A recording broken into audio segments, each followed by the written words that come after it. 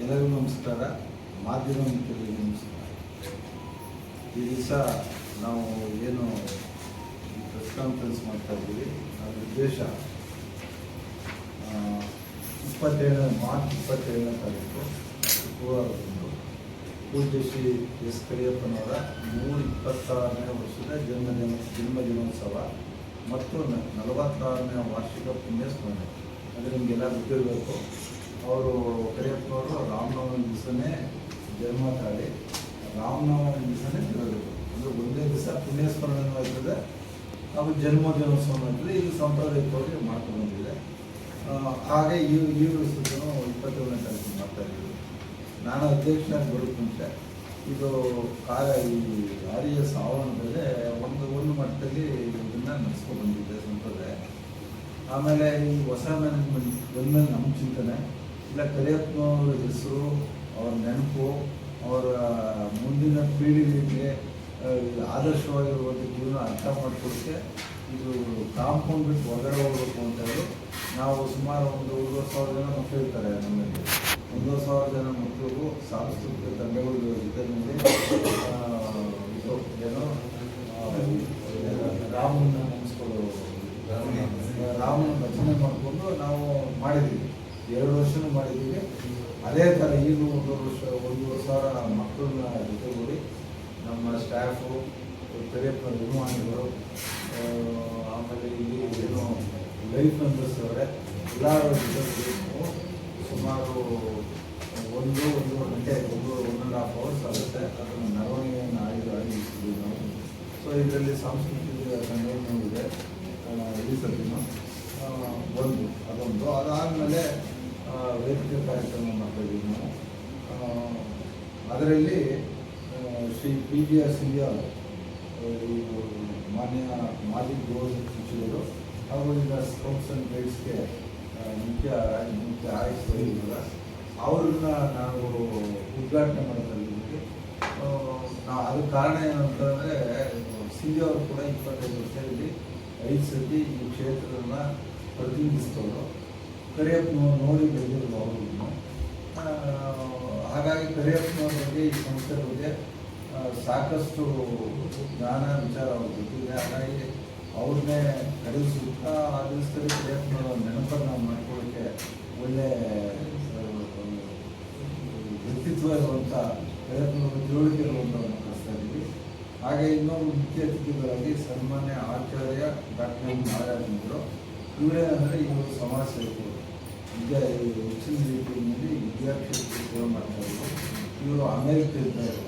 ಅಮೇರಿಕೆಗೆ ಡಾಕ್ಟರಾಗಿ ಆಮೇಲೆ ಬಂದು ಇಲ್ಲಿ ಸುವರ್ಣಮುಖಿ ಸಾಂಸ್ಕೃತಿಕ ಧಾಮ ಅಂತ ಅಂದ್ಬಿಟ್ಟು ಒಡೆಯರಲ್ಲಿ ಇಲ್ಲಿ ಒಂದು ಇನ್ಸ್ಟಿಟ್ಯೂಷನ್ ಕಟ್ಕೊಂಡರು. ಇವರು ಸ್ಪೆಷಲ್ ನಾರ್ತ್ ಕರ್ನಾಟಕ ಹುಡುಗರಿಗೆ ಫ್ರೀ ಎಜುಕೇಷನ್ ಕೊಡೋದು, ಬೆಂಗಳೂರು ಫ್ರೀ ಹಾಸ್ಟೆಲ್ ಕೊಡೋದು, ಆಮೇಲೆ ಈ ಸಂಸ್ಕೃತಿ ಕಲಿಸ್ಕೊಡೋದು, ಮಕ್ಕಳು ಒಳ್ಳೆ ಸಂಸ್ಕೃತಿ. ಈ ಥರ ಇವ್ರ ಮಕ್ಕಳು ಎಲ್ಲ ಅಮೇರಿಕದಲ್ಲಿ ಇವರು ಈ ದೇಶದ ಹುಟ್ಟಿ ಬೆಳೆದು ಇಲ್ಲೇ ಪುನಃ ಸೇವೆ ಮಾಡ್ತಾರೆ. ಬಹುಶಃ ಕರಿಯಪ್ಪನವರ ಈ ಕಾರ್ಯಕ್ರಮಕ್ಕೆ ಸೂಕ್ತವಾಗಿ ಇನ್ನೊಂದು ಅವ್ರನ್ನ ಕೂಡ ನಾವು ತಗೊಂಡಿದ್ದೀವಿ. ಹಾಗಾಗಿ ವೇದಿಕೆ ಕಾರ್ಯಕ್ರಮ ಇದೆ. ಇದರಲ್ಲಿ ಏನಂತಂದರೆ ಇನ್ನೊಂದು ಟ್ರಾನ್ಸ್ ಗ್ಲೋಬಲ್ ಪ್ರವರ್ ಲಿಮಿಟೆಡ್ ಅಂತ, ಅದನ್ನು ಬೀಗರು ಇನ್ನೇನು ಕೊಟ್ಟವ್ರು 23 ಲಕ್ಷ ರೂಪಾಯಿ CSR ಫಂಡಲ್ಲಿ 2ನೇ ವರ್ಷದಿಂದ 23 ಲಕ್ಷ ಕೊಟ್ಟಿದ್ರು. ಅದೆಲ್ಲ ಕಾಂಕ್ರೀಟ್ ಹಾಕ್ಸಿರೋದು ಅವೆಲ್ಲ ನೋಡಿದ್ದೀರ ನೀವು. ಅಲ್ಲಿ ಬ್ಯಾಸ್ಕೆಟ್ಬಾಲ್ ಕೋರ್ಟ್ ಮಾಡಿದೆಲ್ಲ ಅವರೇ ದುಡ್ಡು ಕೊಟ್ಟಿದ್ರು, ಪ್ಲ್ಯಾನ್ ಹಾಕ್ಸ್ಕೊಟ್ಟಿದ್ರು PC ಕಾಲೇಜಲ್ಲಿ. ಈಗ ನನ್ನ ಮನವಿ ಮೇರೆಗೆ ಈಗ 29 ಲಕ್ಷ ಕೊಡ್ತಾವೆ. ಸೊ ಆವತ್ತೇನು ಮಾಡ್ತಾಯಿದ್ದೀವಿ ಅಂದರೆ ಇನ್ನೂ 45 ಡೆಸ್ಕು, ಹಾಗೆಯೇ ಒಂದು 15 ಕಂಪ್ಯೂಟ್ರು, ಆಮೇಲೆ ಒಂದು ಇಂಟ್ರ್ಯಾಕ್ಟಿವ್ ಬೋರ್ಡು, ಅಗ್ರಿಕಲ್ಚರ್ ಕಾಲೇಜ್ ಬೇಕು ಅಂತ ಇಷ್ಟು ಅವಶ್ಯಕತೆ ಇತ್ತು. ಹಾಗಾಗಿ ಆವತ್ತು ಅದನ್ನೆಲ್ಲನೂ ಇಲ್ಲೇ ಅದನ್ನು ಕೂಡ ಉದ್ಘಾಟನೆ ಮಾಡುವಂಥ ಕಾರ್ಯಕ್ರಮ ನಾವು ಇಟ್ಕೊಂಡಿದ್ದೀವಿ. ಏನು ಸರ್ ನೇಮ್ ಹೇಳಿದ್ದೀವಿ ಇಲ್ಲ ಅದು ಇಲ್ಲ. ಅದು ಏನಂದರೆ ನಮ್ಮ ಬೀಗ ದುಡ್ಡು ಕೊಟ್ಟಿದ್ರು, ಎಲ್ಲರ ಕರೆದಾಗ ಈಗ 23 ಲಕ್ಷ ಕೊಟ್ಟವ್ರೆ ಹೋಸತಿ. ಈಗ ಆಲ್ಮೋಸ್ಟ್ 29 30 ಲಕ್ಷ 53 ಲಕ್ಷ ಕೊಟ್ಟಾಗ ಕರೆದು ಒಂದು ಎಲ್ಲರೂ ಪುನಃ ಬೀಗರು ಬೇರೆ ಸಂಸ್ಥೆ global private limited trans global power ಇಲ್ಲ ನಾವು ಮಾಡಿಲ್ಲ, ಅದೇನೋ ಅನ್ಅಫಿಷಿಯಲ್ ಆಗಿ ಮಾಡ್ತೀವಿ ಅಷ್ಟೇ. Trans global power limited, power Suresh ಅಂತ ನಮ್ಮ ಬೀಗ್ ಹೆಸರು. ಬಹುಶಃ ಇದು ಮುಂದಿನ ದಿನಗಳಲ್ಲೂ ಅಷ್ಟೇ, ಮುಂದಿನ ದಿನಗಳಲ್ಲೂ ಅಷ್ಟೇ. ಬಹುಶಃ ಈಗ ನಾನು ಒಂದ್ಸತಿ ಹೇಳಿದಾಗ 23 ಲಕ್ಷ ಕೊಟ್ಟರು, ಈಗ 29 ಲಕ್ಷ ಕೊಟ್ಟರು. CSR ಫಂಡ್ ಎಷ್ಟು ಬರ್ತದೆ ಫುಲ್ ಎಲ್ಲ ನಾವೇ ತಗೋತಾ ಇದ್ದೀವಿ. ಸೊ ಈಗ ಹೇಳಿದ್ದೀನಿ ನಾನು, ಯಾವ ಇಲ್ಲಿವರೆಗೂ ನಾನು ಆ್ಯಕ್ಟಿವ್ ಇದೆ ಪ್ರತಿ ವರ್ಷ 1-20 ಲಕ್ಷ ಬರ್ತದೆ. ಸೊ ಈ ಸಂಸ್ಥೆ ಅಭಿವೃದ್ಧಿಗೆ ನಾನು ಬೇಕು ಅದು ಉಪಯೋಗಿಸ್ಕೋತಾರೆ. ಅದು ಒಂದು ಸಂದರ್ಭ ಅಷ್ಟೇ, ಅದು ಹೇಳ್ಬೇಕಲ್ಲ. ಇಲ್ಲ ಸರ್, ತಪ್ಪೇನಿಲ್ಲ, ಒಳ್ಳೆ ಕೆಲಸ ಅಲ್ವಾ ಸರ್? ಈಗ ಯಾರು ಕೊಡ್ತಾರೆ? ನಿಮ್ಗೆ ಗೊತ್ತಿರಲಿ, ಶಾರದಾ ಸ್ಕೂಲ್ ನಡೆಸ್ತಿದ್ವಲ್ಲ, ಈಗಲೂ ಇದೆ ಸರ್. 56 ಲಕ್ಷ ಕೊಟ್ಟರು. ಈಗ ನೆನೆಸ್ಬಿಟ್ಟು 56 ಅಲ್ಲಿ ಒಂದು ಲೈಬ್ರರಿ ಮಾಡಿಕೊಟ್ರು. ಅಲ್ಲಿ ಒಂದು ಒಳ್ಳೆ ಇದು ಟಾಯ್ಲೆಟು ಬೇಕಾದಂಥದ್ದು ಒಳ್ಳೆಯದು, ಒಂದು ಸಣ್ಣ ಪಾರ್ಕು, ಆಮೇಲೆ ರೂಮ್ಸ್ಗಳು ಕಟ್ಕೊಟ್ರು, ಆಮೇಲೆ ಒಳ್ಳೆ ಲೈಬ್ರರಿ ಮಾಡಿಕೊಟ್ರು, ಲೈಬ್ರರಿ ಬುಕ್ಸ್ ತಗೊಟ್ರು. 56 ಲಕ್ಷ ಕೊಟ್ಟಿದ್ರು.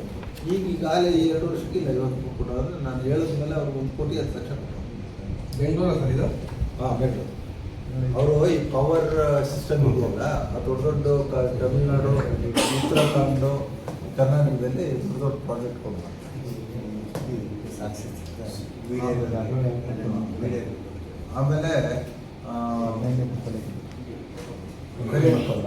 ಕರಿಯಪ್ಪನವ್ರ ಬಗ್ಗೆ ಒಂದು ಸಾಕ್ಷ್ಯಚಿತ್ರ ಮಾಡಿದ್ದು ನೀವು ಕೆಲವು ನೋಡಿದರೆ, ಕೆಲವು ನೋಡಿಲ್ಲ.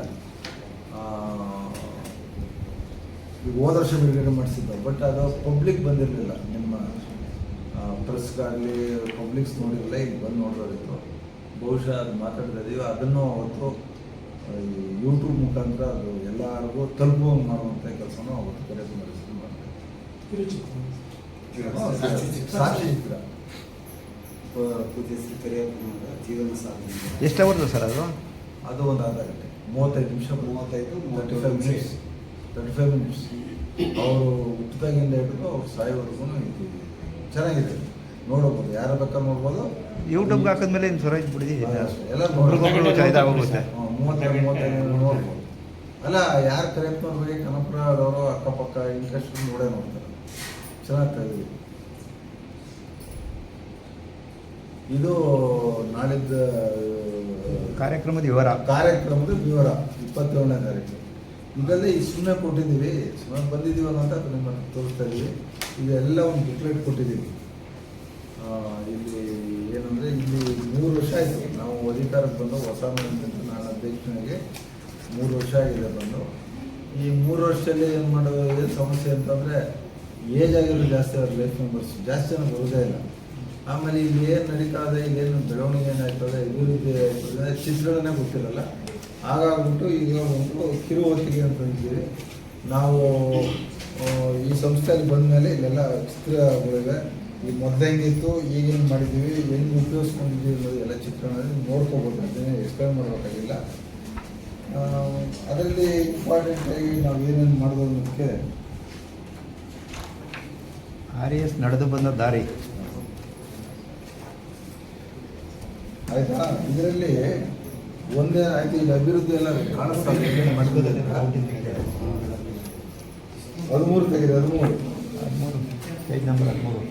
ಈಗ ನಾವು ಇಲ್ಲಿ ಬಂದಮೇಲೆ, ನಾವು ಅಧಿಕಾರ ಬಂದಮೇಲೆ ನಾವು ಎಷ್ಟು ಹಣ ಇಲ್ಲಿ ಮ್ಯಾನೇಜ್ಮೆಂಟ್ ನಾವು ಇಲ್ಲಿ ದಾನಿಗಳಿಂದ, ಸರ್ಕಾರದ ಕಡೆಯಿಂದ, ಅಥವಾ CSR ಫಂಡಿಂದ ತಂದು ಅನ್ನೋಕ್ಕೆ ಒಂದು ಇದನ್ನು ನಾವು ಲಿಸ್ಟ್ ಮಾಡಿದ್ದೀವಿ. ಅದರಲ್ಲಿ ಇದುವರೆಗೂ ನಮ್ಮ ಬೀಗರಿಗೆ ಏನು ಕೊಟ್ಟವ್ರೆ 30 ಲಕ್ಷ ಹತ್ರ, ಅದು ಬಿಟ್ಟರೆ ನಾವು 9,55,75,75,000 ಟೋಟಲ್ ಅಮೌಂಟ್ ಬಂದಿದೆ.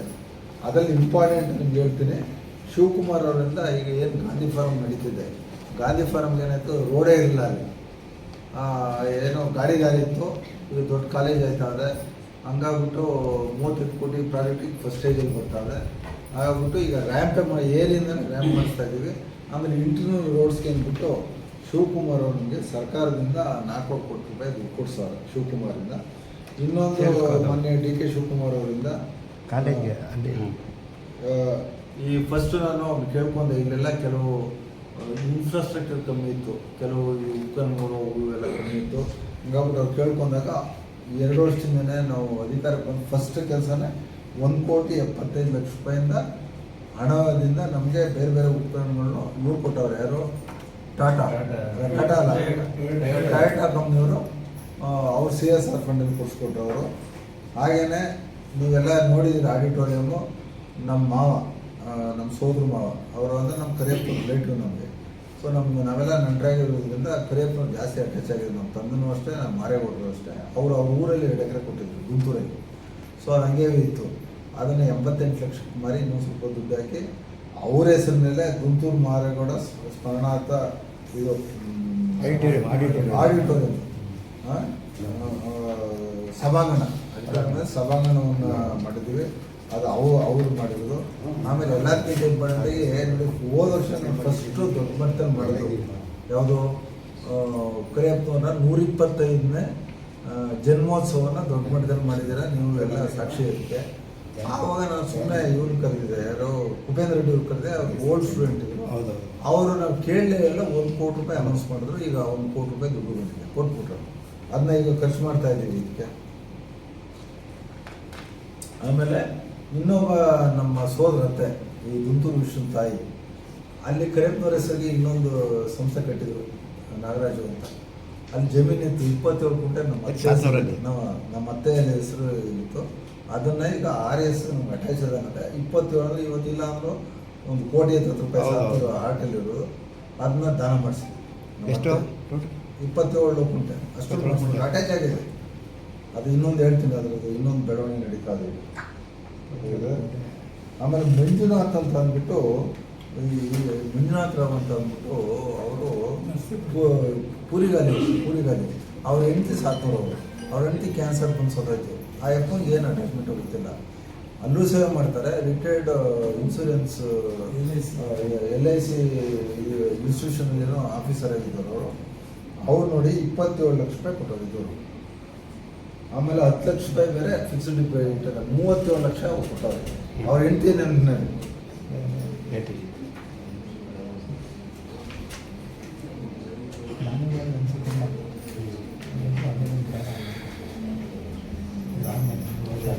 ಆಯ್ತು ಬಿಡಿ.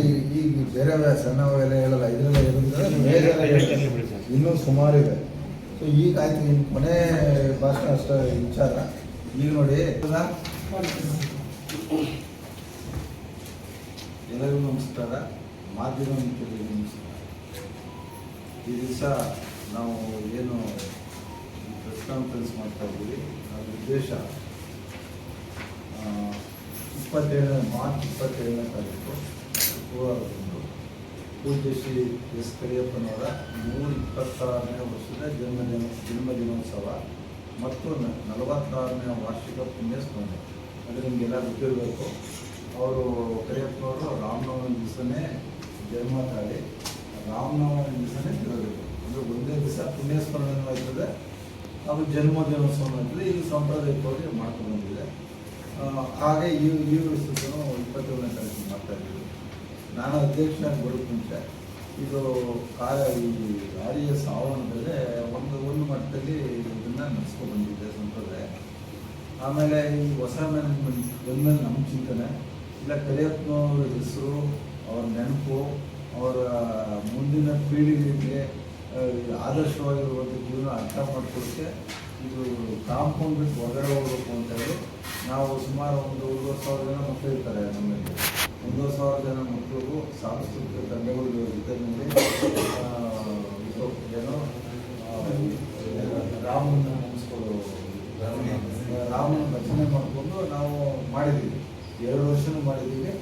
ಅದೇ ಥರ ಈಗಲೂ 1,500 ಮಕ್ಕಳನ್ನ ಜೊತೆಗೂಡಿ ನಮ್ಮ ಸ್ಟಾಫು, ಕರಿಯಪ್ಪನ ಅಭಿಮಾನಿಗಳು, ಆಮೇಲೆ ಇಲ್ಲಿ ಏನು ಲೈಫ್ ಮೆಂಬರ್ಸ್ ಅವರೇ ಎಲ್ಲರೂ ಜೊತೆಗೆ ಸುಮಾರು 1.5 ಗಂಟೆ 1.5 ಅವರ್ಸ್ ಆಗುತ್ತೆ. ಅದನ್ನು ಮೆರವಣಿಗೆಯನ್ನು ಆಯೋಜಿಸಿದ್ವಿ ನಾವು.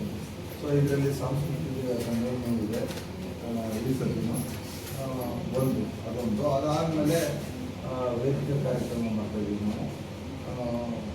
ಅದರಲ್ಲಿ ಶ್ರೀ PGR ಸಿಂಧ್ಯಾಲ್ ಮಾನ್ಯ ಮಾಜಿ ಗೃಹ ಸಚಿವರು ಹಾಗೂ ಈಗ ಸ್ಕೌಟ್ಸ್ ಆ್ಯಂಡ್ ಗೈಡ್ಸ್ಗೆ ಮುಖ್ಯ ಆಯ್ಕೆಯಿಲ್ಲ ಅವ್ರನ್ನ ನಾವು ಉದ್ಘಾಟನೆ ಮಾಡಿದ್ದೀವಿ. ಅದಕ್ಕೆ ಕಾರಣ ಏನಂತಂದರೆ ಸಿಂಧಿ ಅವರು ಕೂಡ 25 ವರ್ಷದಲ್ಲಿ 5 ಸತಿ ಈ ಕ್ಷೇತ್ರನ ಪ್ರತಿನಿಧಿಸಿದವರು.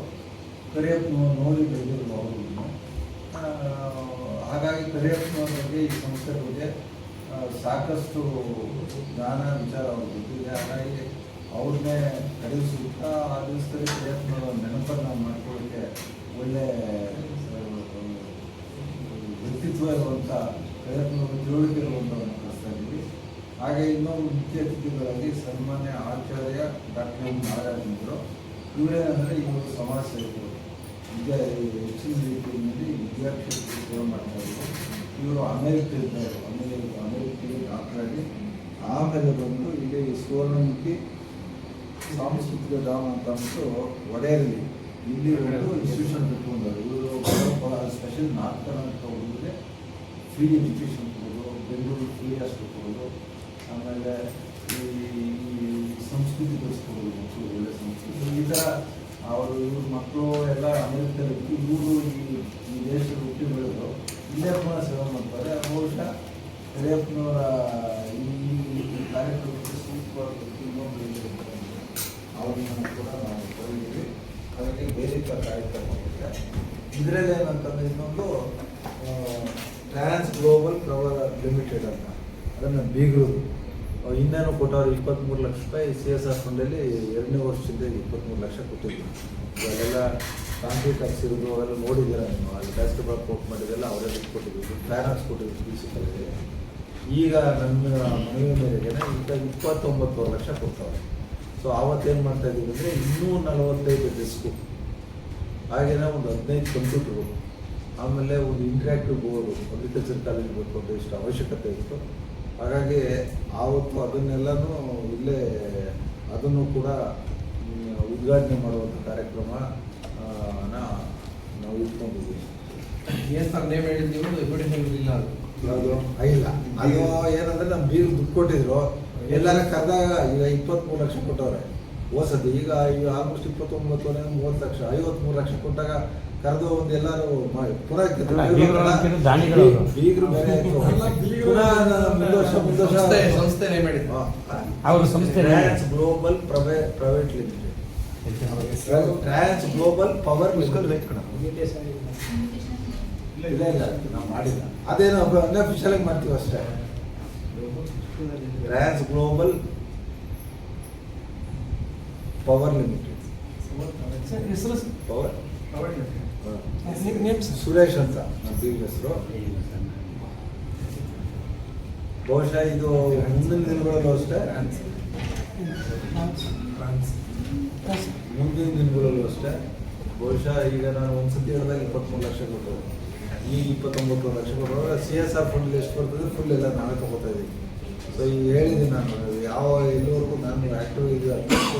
ಪ್ರತಿ ವರ್ಷ ಒಂದು 25 ಲಕ್ಷ ಬರ್ತದೆ. ಸೊ ಈ ಸಂಸ್ಥೆ ಅಭಿವೃದ್ಧಿಗೆ ಏನಾದ್ರು ಬೇಕೋ ಅದು ಉಪಯೋಗಿಸ್ಕೋತಾರೆ. ಅದು ಒಂದು ಸಂದರ್ಭ ಅಷ್ಟೇ, ಅದು ಹೇಳ್ಬೇಕಲ್ಲ. ಇಲ್ಲ ಸರ್, ತಪ್ಪೇನಿಲ್ಲ, ಒಳ್ಳೆ ಕೆಲಸ ಅಲ್ವಾ ಸರ್? ಈಗ ಯಾರು ಕೊಡ್ತಾರೆ?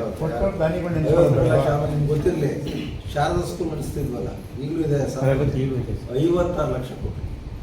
ಈಗ ನೆನೆಸ್ಬಿಟ್ಟು 56 ಅಲ್ಲಿ ಒಂದು ಲೈಬ್ರರಿ ಮಾಡಿಕೊಟ್ರು. ಅಲ್ಲಿ ಒಂದು ಒಳ್ಳೆ ಇದು ಟಾಯ್ಲೆಟು ಬೇಕಾದಂಥದ್ದು ಒಳ್ಳೆಯದು, ಒಂದು ಸಣ್ಣ ಪಾರ್ಕು, ಆಮೇಲೆ ರೂಮ್ಸ್ಗಳು ಕಟ್ಕೊಟ್ರು, ಆಮೇಲೆ ಒಳ್ಳೆ ಲೈಬ್ರರಿ ಮಾಡಿಕೊಟ್ರು, ಲೈಬ್ರರಿ ಬುಕ್ಸ್ ತಗೊಟ್ರು. 56 ಲಕ್ಷ ಕೊಟ್ಟಿದ್ರು. ಈಗಾಗಲೇ 2 ವರ್ಷಕ್ಕೆ ಇಲ್ಲ 50 ಕೊಟ್ಟರು. ಅಂದರೆ ನಾನು ಹೇಳಿದ ಮೇಲೆ ಅವ್ರಿಗೆ 1,10,00,000 ಕೊಟ್ಟರು. ಬೆಂಗಳೂರು ಸರ್ ಇದು? ಹಾಂ, ಬೆಂಗಳೂರು. ಅವರು ಈ ಪವರ್ ಸಿಸ್ಟಮ್ ಇದೆಯಲ್ಲ, ದೊಡ್ಡ ದೊಡ್ಡ ತಮಿಳುನಾಡು, ಉತ್ತರಾಖಂಡು, ಕರ್ನಾಟಕದಲ್ಲಿ ದೊಡ್ಡ ಪ್ರಾಜೆಕ್ಟ್ ಕೊಡ್ತಾರೆ.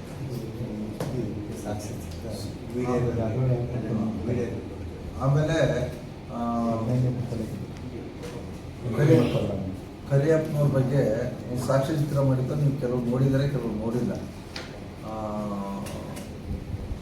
ಈಗ ಹೋದ ವರ್ಷ ಬಿಡುಗಡೆ ಮಾಡಿಸಿದ್ದ, ಬಟ್ ಅದು ಪಬ್ಲಿಕ್ ಬಂದಿರಲಿಲ್ಲ. ನಿಮ್ಮ ಪ್ರೆಸ್ಗಾಗಲಿ ಪಬ್ಲಿಕ್ಸ್ ನೋಡಿರಲಿಲ್ಲ, ಈಗ ಬಂದು ನೋಡೋದಿತ್ತು.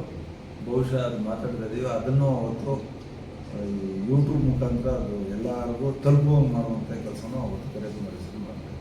ಸಾಕ್ಷಿ ಚಿತ್ರ. ಪೂಜ್ಯ ಶ್ರೀ ಕರಿಯಪ್ಪನವರ ಜೀವನ ಸಾಧನೆ. ಎಷ್ಟು ಅವರ್ದು ಸರ್ ಅದು? ಅದು ಒಂದು ಅರ್ಧ ಗಂಟೆ 35 ನಿಮಿಷ 35 ಮಿನಿಟ್ಸ್ 35 ಮಿನಿಟ್ಸ್. ಅವರು ಹುಟ್ಟಿದಾಗಿಂದ ಹಿಡಿದು ಅವ್ರು ಸಾಯೋವರೆಗೂ ಇದು ಚೆನ್ನಾಗಿದೆ, ನೋಡ್ಬೋದು, ಯಾರು ಬೇಕಾದ್ರೆ ನೋಡ್ಬೋದು. ಯೂಟ್ಯೂಬ್ಗೆ ಹಾಕಿದ್ಮೇಲೆ ಇನ್ನು ಸ್ವರಾಜ್ ಬಿಡಿದೆ ಎಲ್ಲ ಇದಾಗೋಗುತ್ತೆ. 35 ನೋಡ್ಬೋದು.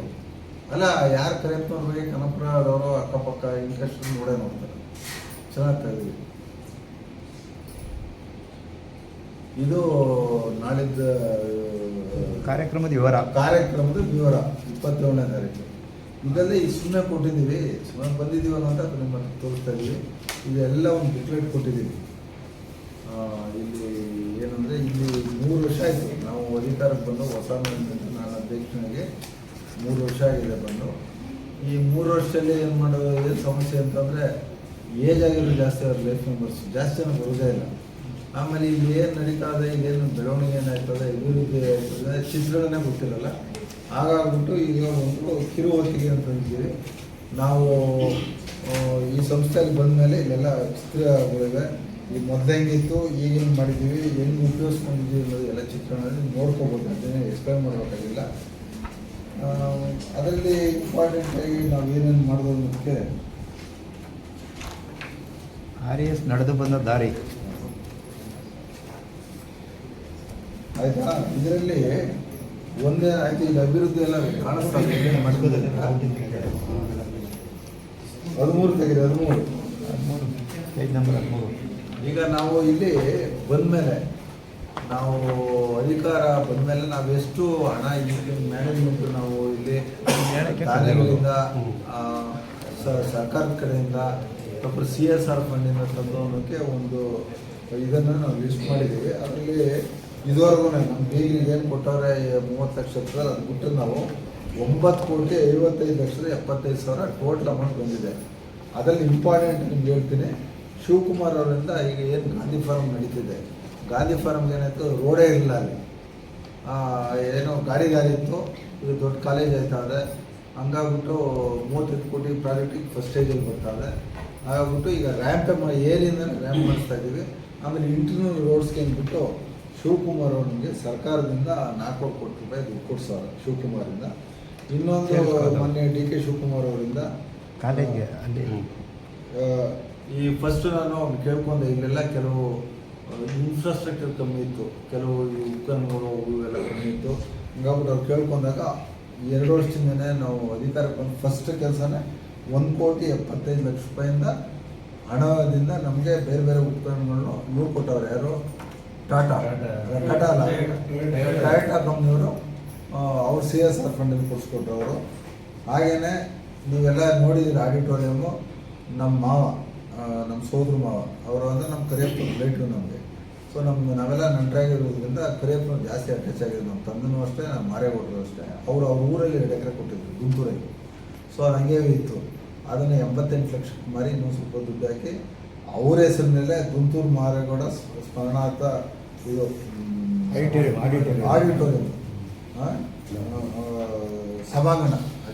ಸಭಾಂಗಣವನ್ನು ಮಾಡಿದ್ದೀವಿ. ಅದು ಅವ್ರು ಮಾಡಿರೋದು. ಆಮೇಲೆ ಎಲ್ಲದಕ್ಕಿಂತ ಇಂಪಾರ್ಟೆಂಟಾಗಿ ನೋಡಿ, ಹೋದ ವರ್ಷ ನಾವು ಫಸ್ಟು ದೊಡ್ಡ ಮಟ್ಟದಲ್ಲಿ ಮಾಡಿದ್ವಿ. ಯಾವುದು? ಕರಿಯಪ್ಪನ 125ನೇ ಜನ್ಮೋತ್ಸವನ ದೊಡ್ಡ ಮಟ್ಟದಲ್ಲಿ ಮಾಡಿದ್ದೀರ, ನೀವು ಎಲ್ಲ ಸಾಕ್ಷಿ ಇರುತ್ತೆ. ಆವಾಗ ನಾನು ಸುಮ್ಮನೆ ಇವ್ರು ಕರೆದಿದ್ದೆ, ಯಾರೋ ಉಪೇಂದ್ರ ರೆಡ್ಡಿ ಅವ್ರು ಕರೆದೆ, ಅವ್ರು ಓಲ್ಡ್ ಸ್ಟೂಡೆಂಟ್. ಅವರು ನಾವು ಕೇಳಲೇ ಎಲ್ಲ 1 ಕೋಟಿ ರೂಪಾಯಿ ಅನೌನ್ಸ್ ಮಾಡಿದ್ರು. ಈಗ 1 ಕೋಟಿ ರೂಪಾಯಿ ದುಡ್ಡು ಬಂದಿದೆ, ಕೊಟ್ಬಿಟ್ರು. ಅದನ್ನ ಈಗ ಖರ್ಚು ಮಾಡ್ತಾ ಇದ್ದೀವಿ ಇದಕ್ಕೆ. ಆಮೇಲೆ ಇನ್ನೊಬ್ಬ ನಮ್ಮ ಸೋದರತ್ತೆ, ಈ ಗುಂಟೂರು ವಿಶ್ವನ ತಾಯಿ, ಅಲ್ಲಿ ಕರಿಯಪ್ಪನವ್ರ ಹೆಸರಿಗೆ ಇನ್ನೊಂದು ಸಂಸ್ಥೆ ಕಟ್ಟಿದ್ರು, ನಾಗರಾಜು ಅಂತ. ಅಲ್ಲಿ ಜಮೀನಿತ್ತು 27 ಗುಂಟೆ. ನಮ್ಮ ಅತ್ತೆ ಹೆಸರು ಇತ್ತು. ಅದನ್ನ ಈಗ RS ನಮ್ಗೆ ಅಟ್ಯಾಚ್ ಅದಾಗುತ್ತೆ. 27 ಅಂದರೆ ಇವತ್ತಿಲ್ಲ ಅಂದರೂ 1,30,00,000 ರೂಪಾಯಿ ಆರ್ಟಲ್ಲಿರೋದು. ಅದನ್ನ ದಾನ ಮಾಡಿಸಿದ್ವಿ. ಎಷ್ಟು? 27 ಗುಂಟೆ ಅಷ್ಟು ಅಟ್ಯಾಚ್ ಆಗಿದೆ. ಅದು ಇನ್ನೊಂದು ಹೇಳ್ತೀನಿ, ಅದ್ರದ್ದು ಇನ್ನೊಂದು ಬೆಳವಣಿಗೆ ನಡೀತಾ ಇದೆ. ಆಮೇಲೆ ಮಂಜುನಾಥ್ ಅಂತ ಅಂದ್ಬಿಟ್ಟು, ಈ ಮಂಜುನಾಥ್ ರಾವ್ ಅಂತ ಅಂದ್ಬಿಟ್ಟು ಅವರು ಪೂರಿಗಾಲಿ ಅವ್ರ ಹೆಂಡತಿ ಸಾಕೋರು. ಅವ್ರ ಹೆಂಡತಿ ಕ್ಯಾನ್ಸರ್ ಬಂದು ಸೋತಾಯ್ತು. ಆ ಅಪ್ಪನಿಗೆ ಏನು ಅಟ್ಯಾಚ್ಮೆಂಟ್ ಗೊತ್ತಿಲ್ಲ. ಅಲ್ಲೂ ಸೇವೆ ಮಾಡ್ತಾರೆ. ರಿಟೈರ್ಡ್ ಇನ್ಶೂರೆನ್ಸ್ LIC ಇನ್ಸ್ಟಿಟ್ಯೂಷನ್ ಏನೋ ಆಫೀಸರ್ ಆಗಿದ್ದರು ಅವ್ರು ನೋಡಿ 27 ಲಕ್ಷ ರೂಪಾಯಿ ಕೊಟ್ಟೋಗಿದ್ದರು. ಆಮೇಲೆ 10 ಲಕ್ಷ ರೂಪಾಯಿ ಬೇರೆ ಫಿಕ್ಸ್ಡ್ ಡಿಪಾಸಿಟ್ 37 ಲಕ್ಷ ಕೊಟ್ಟವ್ರೆ. ಅವ್ರ ಹೆಂಡತಿ ನನ್ನ ಡೇಟಿಗೆ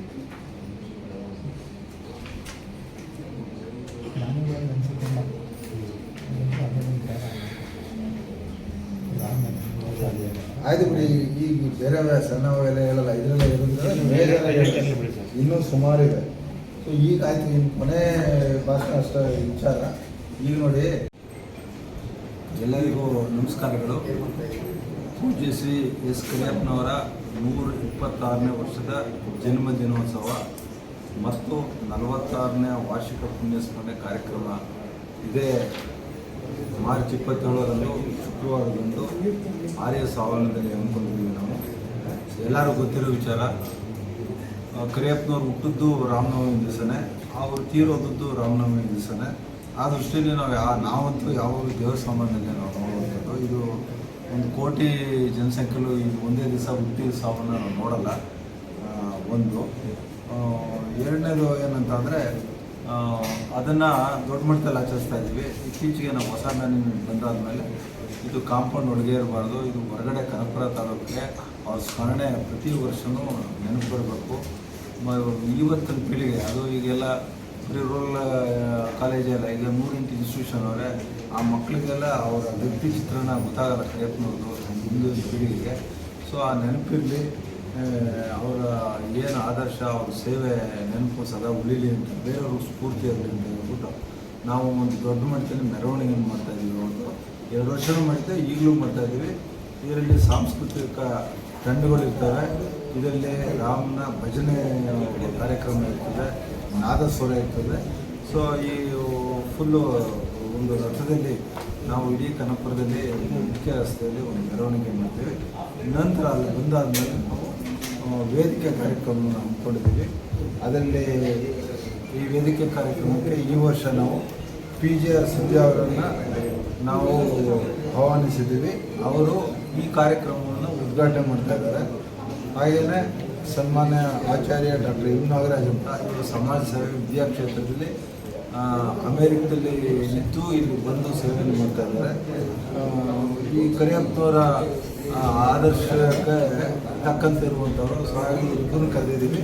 ಅದು ಸ್ಪೆಷಲಿ ಸಿಂಧಿ ಅವರು ನೀವೆಲ್ಲ ತಿಳಿದಂಗೆ 5 ಸರ್ತಿ ಕನಕಪುರದಲ್ಲಿ MLA ಆಗಿ, ಮಿನಿಸ್ಟರ್ ಆಗಿ, ಜನಪ್ರತಿನಿಧಿಗಳಾಗಿ ಕೆಲಸ ಮಾಡೋರೆ. ಅವರೇನಂತ ಅಂದರೆ ಕರಿಯಪ್ಪನವ್ರ ಬಗ್ಗೆ ಸಾಕಷ್ಟು ವಿಚಾರ ತಿಳ್ಕೊಂಡಿರುವಂಥವ್ರು, ಹಾಗೆ ಈ ಸಂಸ್ಥೆ ಬಗ್ಗೆನೂ ತಿಳ್ಕೊಂಡಿರುವಂಥವ್ರು, ಹಾಗೆ ಈ ಸಂಸ್ಥೆ ಇನ್ನೂ ಎತ್ತರಕ್ಕೆ ಹೋಗಲಿ ಅಂತ ಬಯಸುವಂಥವ್ರು.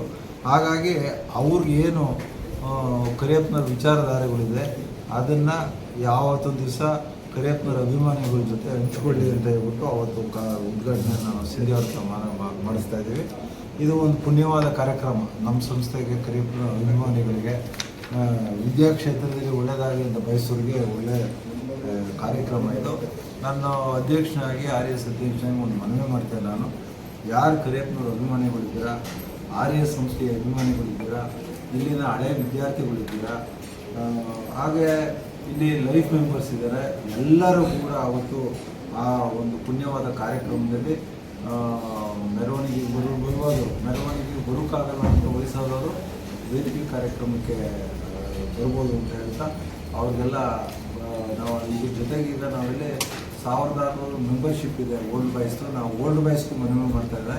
ನಾವು ಮೊದಲನೇ ಸತಿ ನಾವೆಲ್ಲರಿಗೂ ಆಹ್ವಾನ ಕಳಿಸಿದ್ದೇವೆ. ತಾವೆಲ್ಲ ಬರಬೇಕು, ಭಾಗಿಯಾಗಬೇಕು ಅಂತ ಸಂಸ್ಥೆಯ ಪರವಾಗಿ ಅಧ್ಯಕ್ಷನಾಗಿ ನಮ್ಮ ನಮಸ್ಕಾರ.